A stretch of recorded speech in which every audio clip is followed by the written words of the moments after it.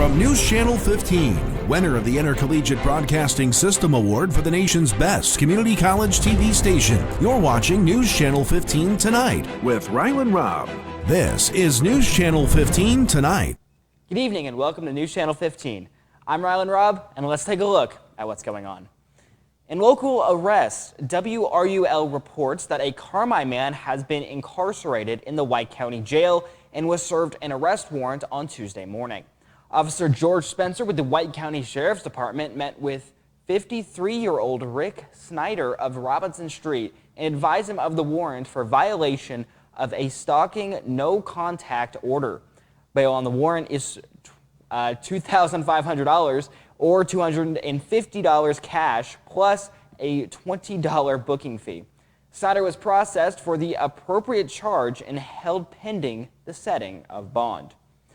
WRUL also reports that a Crossville man is being held in the White County Jail after violating an order of protection on Tuesday.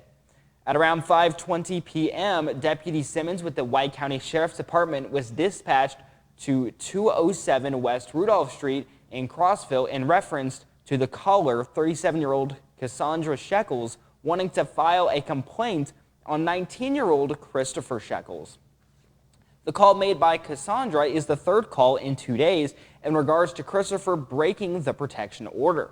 Simmons, who is assisted by Deputy Matt Wicker, arrived at the residence and spoke with Cassandra, who said her son Christopher has shown up at a JR's home and was refusing to leave. JR is a protected party of the Order of Protection. When asked if she wanted to sign a complaint, she stated that she did.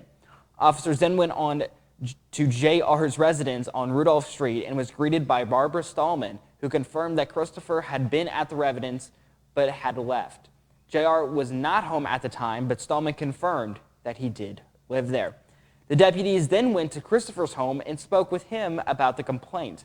He admitted that he had been at JR's residence earlier in the day. After talking with dispatch to confirm the protection order, Christopher was placed under arrest and transported to the White County Jail. Christopher Shekels is being charged with one count of violation of an order of protection. WAKO reports that the Lawrence County Sheriff's Department arrested two wanted men on Tuesday. Taken into custody were 21-year-old Skylar Moore of Sumner and 31-year-old Levi Wilkin of Lawrenceville, both for failure to appear in court. Both were booked into the Lawrence County Jail. Moore was released on $3,000 bond, while Wilkin remained incarcerated on $3,000 bond as of Wednesday morning. WAKO also reports that a wanted man from Vincennes was arrested earlier this week. Vincennes police reported that on Monday they were alerted that wanted felon 48-year-old Kimberly Clark was at a residence in the 1000 block of East Sycamore Street in Vincennes. He was wanted for failure to return to lawful detention, a level 6 Indiana felony. Authorities responded to the location and tried to make contact with Clark inside the residence, but he refused to come out and turn himself in. A warrant was obtained to enter the premises, and police then forced their way inside and took Clark into custody without incident. He was taken to the Knox County Jail and was being held there pending bond. In an update to the massive crash caused by a dust storm on I-55, 7 people are now confirmed dead. WFIW reports that we are learning new details about the first person who is announced dead with ties to the Fairfield community. 88-year-old Shirley Harper had formerly lived in Fairfield for many years and owned and operated Harper Valley Campground before moving to Wisconsin around the year 2000. More developments from the pileup will be coming out over the next several days. We'll be sure to keep you updated on the situation. WRUL reports that the Carmi City Council met for the first of their 2 monthly meetings on Tuesday evening. City Attorney Greg Stewart kicked off the meeting with administering the oath of office for newly elected Lacey Bradshaw to begin her 4-year term on the board. Josh Corson and Mark Blake, who ran unopposed, were also sworn in. Bradshaw was appointed as co-chairman on the airport building as well as the Water and Sewer Board. The council approved to move the July 5th to July 11th due to the July 4th holiday, and a resolution for a temporary road closure for quarantine activities starting Friday, October 13th through the 15th. The board also approved a pay request for Brown and Roberts in the amount of $26,129.10 for the Burroughs Woods Park roadway design engineering bill, and a second pay request for Brown and Roberts in the amount of $19,917.70 for the Bradshaw Park drainage design engineering bill. Lastly, the board approved a resolution renewing the Employee Safety Incentive Program for the period of April 1st, 2022 to March 31st, 2023. Mayor Jeff Pollard talked about the new speed bumps that were put on Illinois Street. Pollard said they will stay down through the summer, but will be removed after all summer activities are over. There were no reports from standing committees and no businesses or comments from visitors. An executive session was held with no action to follow.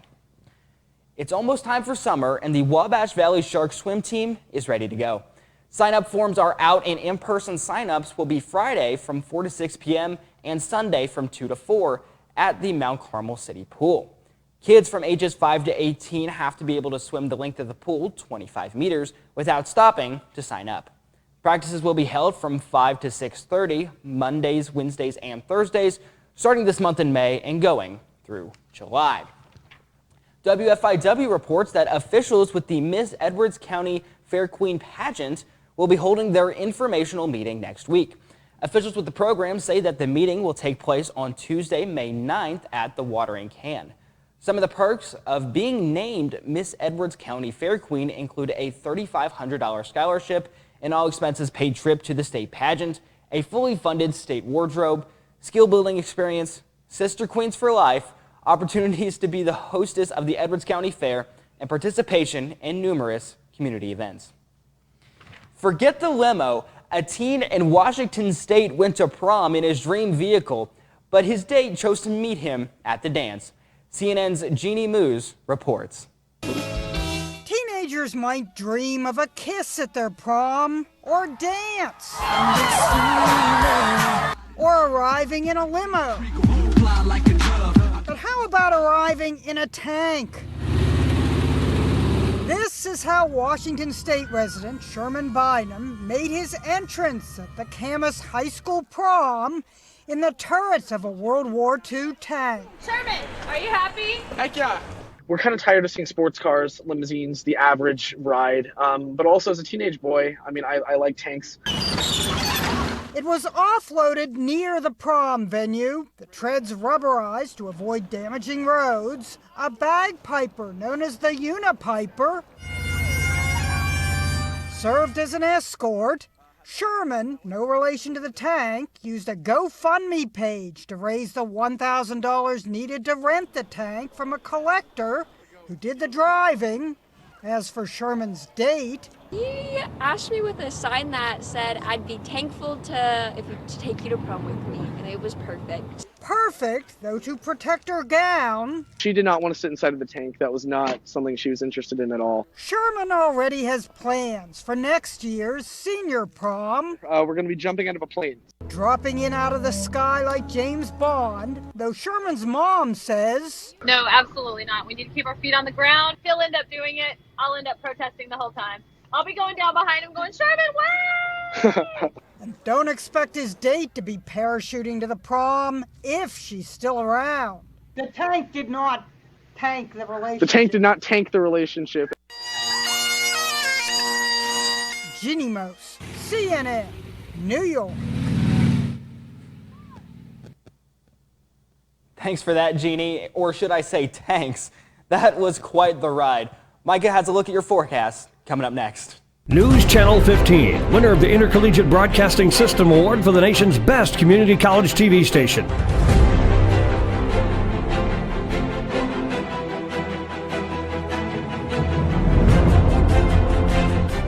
Come see the Tri-State's largest display of high-quality, affordable furniture and home decor at Timberlake Furniture. With a warehouse spanning more than 8 football fields in length, you'll find what you're looking for and can take it home with you the same day. Shop the latest styles from the name brands you know and trust, all at the lowest prices anywhere. Check out our huge selection of top-quality mattresses from Sealy, Tempur-Pedic, and Stearns & Foster. And shop our closeout mattress sale going on now. Timberlake Furniture, so your house feels like home. I was sitting on my front porch and I could tell myself I wasn't feeling real good, and it kept getting a little bit worse all the time. When my oxygen level dropped so low that I ran out of breath completely, I knew I was in trouble. I had professional people there, and they were there at the right time at the right place. And if something like that ever happened again, I'd want the same crew there, because they saved my life. There's no doubt about it. Now, News Channel 15 weather with Micah Henson. It's been a pretty calm day all throughout our area. Clear skies for most of our area. We did have a few clouds come in this early morning hours into around noontime, but before then, since then, we've had clear skies all across our area. As mentioned, we saw partly cloudy skies this morning, but that has now cleared out. High of 64 for today, low around 43, humidity right around 35%. And with these trace clouds across our area, no real threat for rain all across our day today, so no rain in our gauge for today. It's been a fairly calm day as it pertains to winds as well. 5 miles per hour was the average over towards around the west. As we put the radar in motion, we said that there was going to be clear skies as we go into tonight as well. We see a few scattered clouds right around 7 a.m. tomorrow, but those will clear out quickly out of the area. We have a chance for some showers later on into tomorrow, but those will stay out of our area until around Friday morning, and that's when they really pick up, as we see right there, right before it cut into the next day. Lows for tonight will be right around the low 40s, as we've talked about several days in a row. We've been around there for several days in a row. That's what I mean. We see 41 in Fairfield, 42 in Olney. And in Fairfield tomorrow, we'll go just a little bit south into Wayne County. 42 is the degree mark at 6 a.m., climb up to a high of 73 at 3 p.m. And we are expecting partly cloudy to mostly cloudy skies for tomorrow. Right around 9 p.m. we'll be at 60 degrees in Fairfield and in Wayne County. Highs for tomorrow. For the rest of our area, we saw 73 in Fairfield, and then we also see 72 in Olney and 74. As we go southern into our counties, we see 74 in Carmi. Lows for tomorrow night into Friday morning, we see just a little bit warmer of a trend for our lows. We saw low 40s for tonight. We'll see low 50s for tomorrow night, 53 in Albion. And now to look at our extended forecast. Thursday, a high of 74 with rain to come into our neck of the woods on Friday with that really high chance for rain, around 80%. High of 66, then we head into the weekend. High of 79 on Saturday, followed by highs in the 80s finally. But unfortunately, we might not be able to experience it as much as we want, as we see 4 icons in a row of thunderstorms. 40%, 50%. Our highest chance for thunderstorms will be on Tuesday with that 60%, but that's also our highest and warmest day at 84 degrees. That's our good weather. Ryland has sports coming up next. Stay tuned.